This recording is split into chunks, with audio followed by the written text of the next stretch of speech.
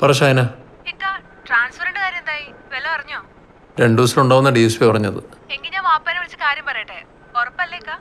ഉറപ്പാ. ഞാനേ നിന്നെ കുറച്ച് ഞാൻ അങ്ങോട്ട് വിളിക്കാം. കുറച്ച് തിരക്കില്ല.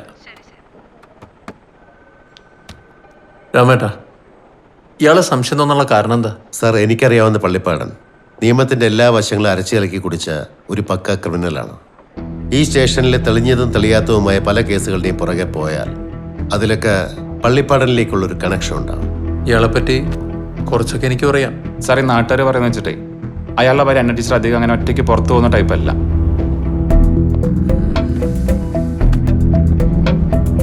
ഇവർ റിട്ടയർഡ് ആണോ?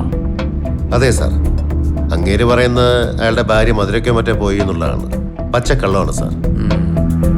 ഇവരെ കോണ്ടാക്ട് നമ്പർ ഒന്നുമില്ലേ? ഇല്ല സാർ, ആ ടീച്ചർ ഫോം വീട്ടിൽ തന്നെ ഉണ്ട്. മറന്നു വെച്ചെന്നാണ് അയാൾ പറയണത്. ഇപ്പൊ ഇയാളെ ഈ പറഞ്ഞൊക്കെ സത്യമാണെങ്കിലോ? സാർ, അങ്ങനെയാണെങ്കിൽ അവിടുത്തെ വീട്ടു ജോലിക്കാരിക്കും സുരയ്ക്കൊന്നും സംശയം തോന്നേണ്ട ഒരു കാര്യമില്ലല്ലോ. മാത്രമല്ല, അവരാ വീട്ടിൽ കണ്ടു എന്ന് പറയുന്ന കാര്യങ്ങളല്ല ഞങ്ങൾ ആ വീട്ടിൽ ചെന്നപ്പോൾ കണ്ടത്. പൊട്ടിയ TV ഒഴികെ ബാക്കിയൊക്കെ അയാൾ ക്ലിയർ ചെയ്തിട്ടുണ്ട്. പക്ഷെ ഇതൊന്നും ഒരു ക്രൈമിലേക്ക് കണക്ട് ആവുന്നില്ലല്ലോ. കണക്ട് ആവും സാർ. ഞങ്ങൾ ചെന്നപ്പോൾ കണ്ടത് അയാളുടെ തോളിലെ ചോരക്കറയാണ്. ക്ലിയർ ചെയ്ത കൂട്ടത്തിൽ ചിലപ്പോൾ അയാൾ അത് ശ്രദ്ധിച്ച് കാണില്ല. അല്ലെങ്കിൽ ഞങ്ങൾ ചെല്ലുന്ന സമയത്ത് അയാൾ ആ ഡ്രസ്സിട്ട് അവിടെ നിൽക്കില്ലായിരുന്നു. സാർ, ഉറപ്പായും അതൊരു ക്രൈം സീൻ തന്നെയാണ്. സമയം വൈകും തോറും അയാൾ തെളിവുകളൊക്കെ നശിപ്പിക്കും. അങ്ങനെ സംഭവിച്ചാൽ പിന്നെ അയാളെ നമുക്ക് കിട്ടിയെന്ന് വരില്ല. അതുകൊണ്ട് എന്തെങ്കിലും ചെയ്യാനുണ്ടെങ്കിൽ ഇപ്പൊ ചെയ്യണം.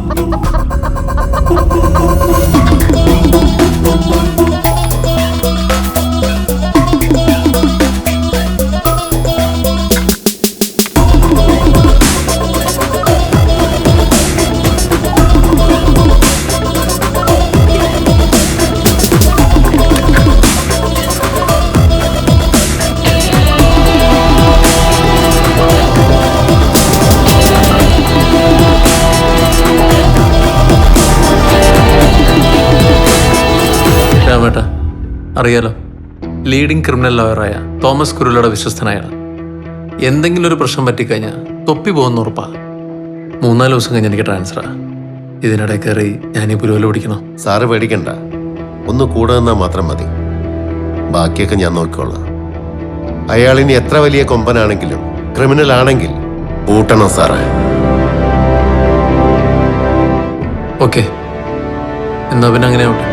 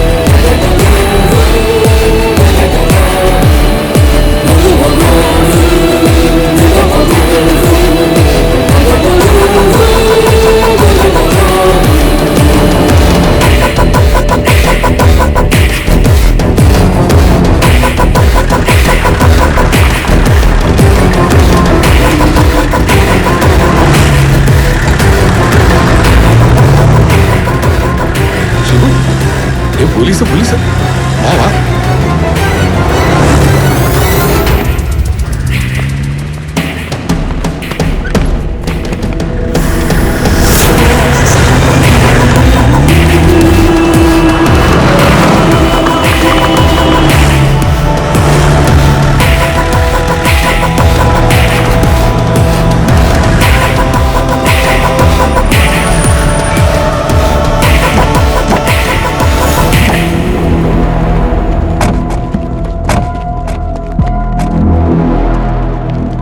വലിയ പുള്ളിയാണല്ലോ അശോക. ആ സാറേ, ഈ വീടും പറമ്പ് തന്നെ അത്യാവശ്യം ഉണ്ട്. എന്തിനാണ് ഇത്ര ആൾക്കാരിവിടെ? ഒരെണ്ണത്തിനകത്തോട്ടേക്കരുത്. ചെല്ലല്ലേ സാർ അയാളെ അറസ്റ്റ് ചെയ്യണേ, ഞങ്ങളൊന്ന് ഞങ്ങൾ മാറിക്ക.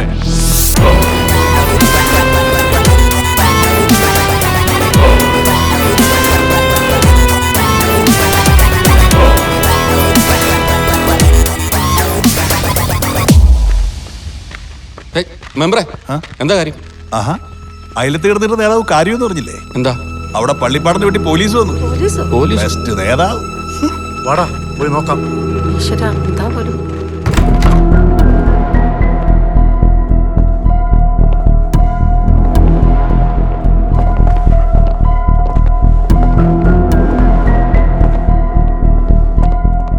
ഞങ്ങൾ എന്തിനാ വന്നെന്ന് മനസ്സിലാക്കണമല്ലോ. സഹകരിക്കണം. വലിയ ഒച്ചയും ബഹളമൊന്നും ഇല്ലാണ്ടിരുന്ന നന്നായിരുന്നു. കുളി കഴിഞ്ഞ് ഉടുപ്പൊക്കെ മാറിയല്ലോ. ഇയാള് വരുന്നവരായിട്ട് വരുന്ന അറിയായിരുന്നു സാറേ. ഒരുങ്ങിയിരിക്കണ്ടേ? വേട്ടെ അശോക,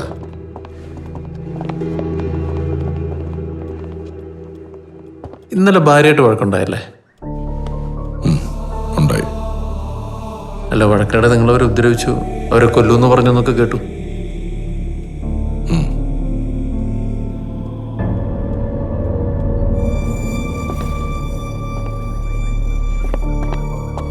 അപ്പൊ ഇതാണല്ലേ ഇന്നലത്തെ വഴക്കിനിടയിൽ പൊട്ടിപ്പോയ TV? ഞാൻ അയാളോട് അങ്ങനെയല്ലല്ലോ പറഞ്ഞത്.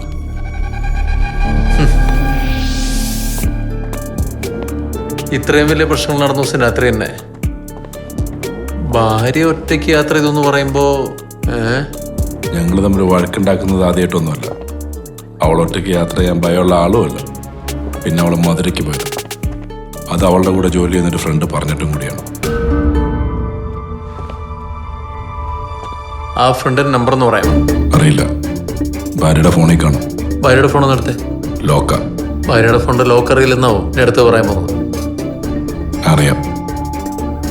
അവളുടെ തള്ളവരല.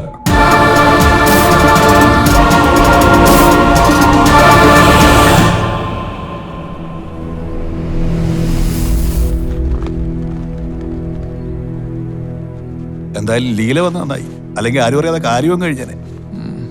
ലീല മാത്രമല്ല, ഞങ്ങളിവിടെ കണ്ടിട്ടാ നിങ്ങൾ എല്ലാവരും കൂടെ അറിഞ്ഞ്. ഓ, ഇപ്പൊ ക്രെഡിറ്റ് ലീലയ്ക്ക്.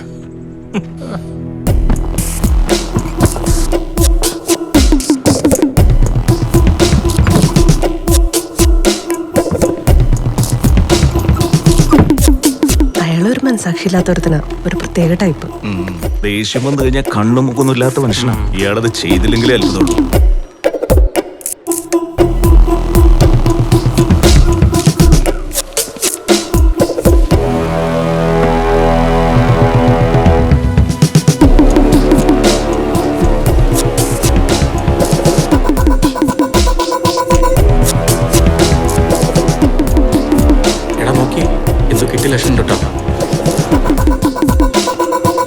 ഞാൻ പുറത്താണ്, സ്റ്റേഷനിലില്ല. എത്തിയിട്ട് വിളിക്കാം സാറേ. ആ, ഇത് നോക്കിയേ.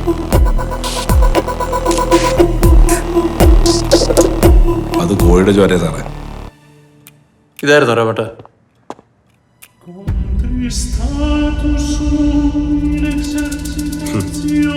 കോഴിയുടെ ചോരയാക്കി അല്ലേ?